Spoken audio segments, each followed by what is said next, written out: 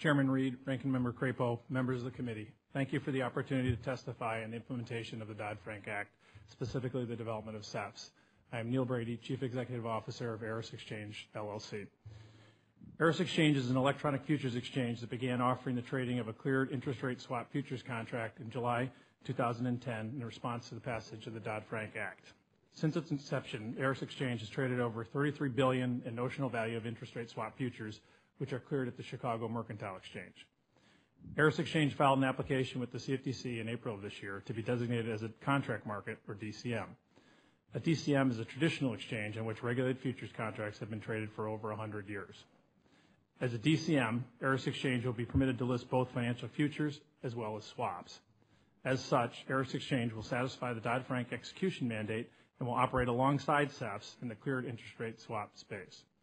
My opening comments are focused on the regulatory incentives that can facilitate the successful development of SEFs. I will also comment on a few arguments heard in the industry recently related to perceived operational impediments to SEFs and how these concerns have already been solved for in the futures industry model. First, Eris Exchange believes that the most important regulatory incentive that the CFTC can provide for SEFs is to announce clear dates for the implementation of the clearing and trading mandates. The industry is ready to trade and clear interest rate swaps.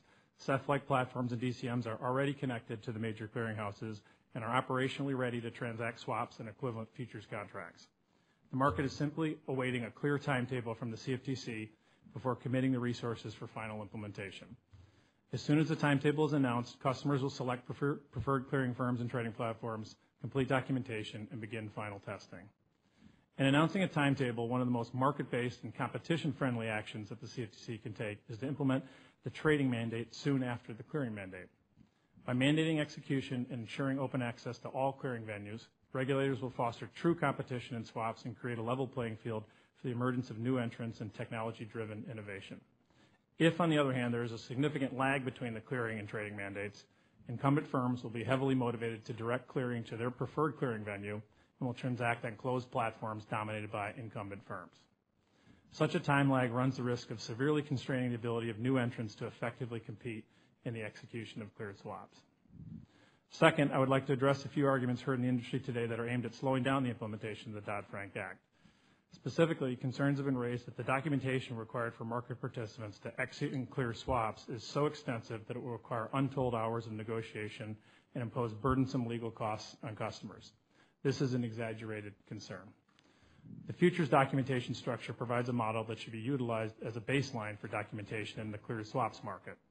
In the futures model, there is no need for each user to enter into detailed ISDAs with every other user.